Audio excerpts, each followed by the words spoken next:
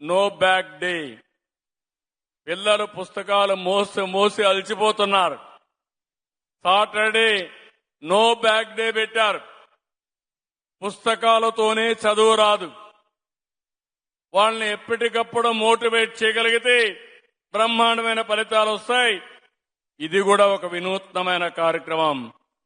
ఈసారి స్కూల్స్ వచ్చే లోపలనే బుక్స్ గాని యూనిఫామ్ గాని పిల్లలకి ఇచ్చే అన్ని వస్తువులను కూడా రైట్ టైంలో ఇచ్చారు.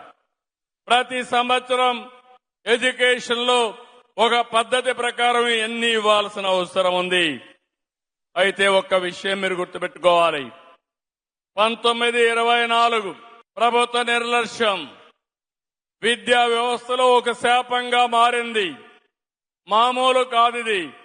నేను ఈ విషయం మీకు గుర్తు చేయాల్సిన అవసరం ఉంది. ఒక ప్రభుత్వం అనుకుంటే, ఒక నాయకుడు అనుకుంటే సమర్థవంతంగా వ్యవస్థలు బాగోతాయి. అదే ఒక నాయకుడు సరిగా పనిచేయకపోతే ఆ వ్యవస్థ కుప్పగూలిపోయే పరిస్థితి వస్తుంది. 10 లక్షల మంది పిల్లలు ప్రభుత్వ స్కూల్కి రాకుండా ప్రైవేట్ స్కూల్స్కి వెళ్లిపోయే పరిస్థితికి వచ్చారు. డ్రాప్ అవుట్స్ కూడా పెరిగాయి. విద్యా నాణ్యతలో 3వ స్థానంలో ఉన్న రాష్ట్రం 19వ స్థానానికి పడిపోయే పరిస్థితి వచ్చింది. ఎన్నోసార్లు మేము విమర్శించాం. చిన్నప్పుడు చదువుకోవాల్సింది మాతృభాషలో చదువుకోవాలి. కానీ ఇంగ్లీష్ అని మాట్లాడారు. నేను ఇంగ్లీష్ స్కూల్లో చదువుకోవాలా. నేను చదువుకున్నది పల్లెటూరులో గవర్నమెంట్ స్కూల్లో చదువుకున్నాను. ఎంతో మంది తెలుగులో చదువుకొని ప్రపంచమంతా వెళ్లారు. బ్రహ్మాండంగా సంపాదిస్తున్నారు.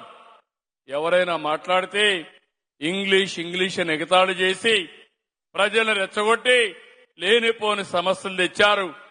విద్యా వ్యవస్థని నాశనం చేశారని చెప్పి కూడా నేను మీకు తెలియజేస్తున్నా.